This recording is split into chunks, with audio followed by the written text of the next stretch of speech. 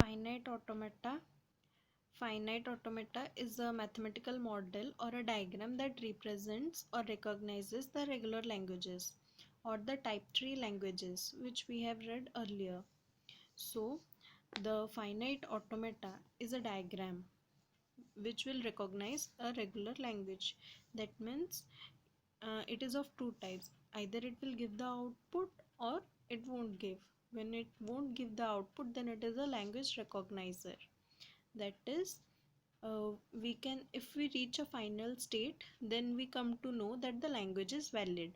If we do not reach the final state, then it is an invalid language. And the one with output capability is known as the output generators. That means it will generate some output for a given input. Here it will check for the language, and here it will generate the output. So the output generators are of two types, Moore machine and Milli machine. And the language recognizers, these are of three types: DFA or deterministic finite automata, non-deterministic finite automata or NFA, and epsilon NFA. Deterministic finite automata means here we will get for a particular input, we will get a determined answer whether it belongs to or does not belongs to the language. For non-deterministic or NFA, here it won't be a definite way. And epsilon NFA, the NFAs that include epsilon as an input symbol are the epsilon NFA. So specifications of finite automata, we have here 5 tuples. M equals to Q, sigma, del, S and F. M is the mathematical model or the finite automata. This is for the finite automata as a whole in general. Finite automata. Later we will get to know about DFA, NFA and all in particular. M is the finite automata. Q is the set of the states or phases. In our mathematical model, we will transfer from we will do transition from one state to another. So Q is the set of states. Then sigma, as we had read earlier, it is the alphabet or the set of input symbols. Then del, this is the transition function, that is the relation of the input with output. This function or transition table will relate the input with the output, input symbols with the output states or symbols, output states in case of DFA. Then transition function is different for different types of language recognizers. Then S is the initial state, and it is only one because we can only start from one state. Then is the final set, the set of final states, or F, that will include the all the final states that we have. So F is a subset or equal to the set Q, and S is the element of Q. And we have 5 parameters for the finite automata. For a DFA, the transition function, it is a subset, it is a function from the product of Q and sigma to Q. That means the function output is a state and the function's input will be the state along with input. We will see the table. Then comes the diagrammatic representation of DFA. So this is how a DFA, simple DFA looks like. We have here some circles and then arrows and the numbers. Here the circles are the states. The states are represented by circles and they have the name or labels S1, S2, S3. Then we have the arrows. The transitions from one state to other is represented by an arrow with a input label with it. Here inputs are 0 and 1. We can see only the symbols 0 and 1. These are the labels. and this arrow is empty because this indicates that this state S1 is the start state. So we will start from here. If we get 0, then we stay in the state S1.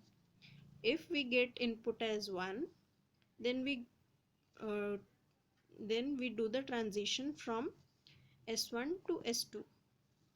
For example, if our input string is 1101, let us see if this string is valid or not. Well, this string will be valid if we reach the final state. This string will not be valid if we reach in some other state. 1101. So my first input is 1. I will start from the state S1 because this arrow indicates this is the initial state. So on getting 1 as input, I do the transition from S1 to S2. So I reach here, then again I get 1, again I'll get 1, then I'll stay at the same state S2, then comes 0. On getting 0, I am going to the final state S3, but since my string is not complete, I have to check for the rest of the bits, that is 1. On getting 1, again I am in S3.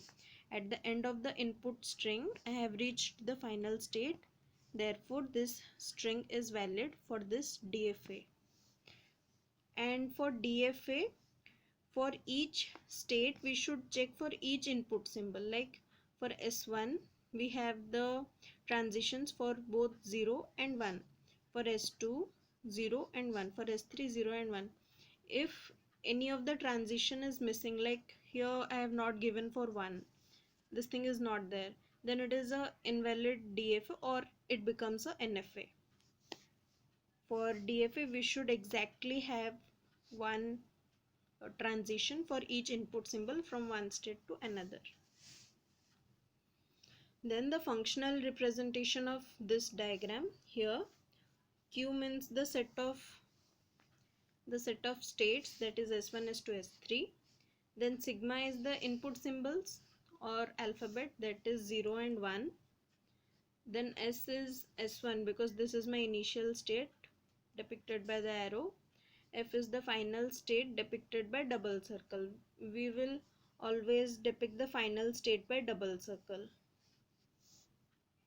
and it is a single element. So my transition function, if for this function, if S1 and 0 is the input, S1 and 0 is the input, I'll get S1 as the output. Because for transition function, we will take both state and input and we will get state as output. So for, and again for del of S1 comma 1, for 0 we have seen here, for here we will see for 1, it is S2. 1 for 1, it is S2. Similarly, for all the functions, for all the states we have done, for S2 comma 0 it is S3, S2 comma 0 it is S3, and S2 comma 1 it is S2. Similarly, representing this data into a table format, we can have this side as the input symbols 0, 1 and so on, and here we will list the states. Final state is represented by a star and the initial state is represented by this arrow. So S1 with 0 is S1, S1 with 0 is S1, and similarly this table is filled. Let us see a question. Construct a minimal DFA that accepts all strings of A's and B's including epsilon.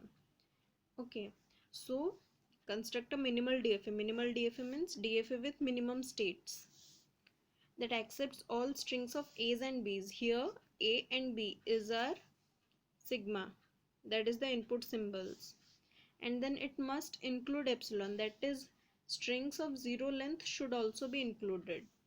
So my language becomes epsilon 0 length string, then 1 length string, 2 length strings, and then 3 and 4 and so on. So I have to make a DFA that will accept epsilon. So whenever I'll start the transition, it should reach the final state. That means my start state is equal to final state. It is accepting a epsilon. So I have to make the start state as final state. Like S1 start state represented by the arrow is S1, and S1 is the final state represented by the double circle, and then whatever I'll get input, whether it is A or B, I'll remain at the same final state S1. So S1 double circle AB. Then next question, construct a minimal DFA that accepts all non-empty strings. Non-empty strings means no epsilon is not included, of A's and B's.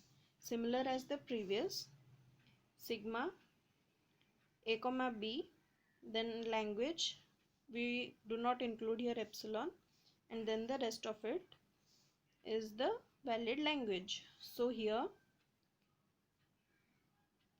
my start state is not equal to final state because I am not accepting here epsilon.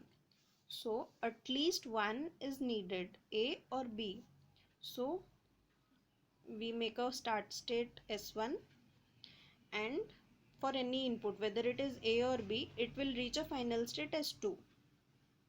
And after that, whatever will come, that is also included as the final state. So I will remain in the same final state S2. Okay. So, and the transition for this transition function, S1 on getting A, it is S2. S1 on getting B, it is S2. S2 on getting A, it is again S2, and S2 with B is again S2. Thank you.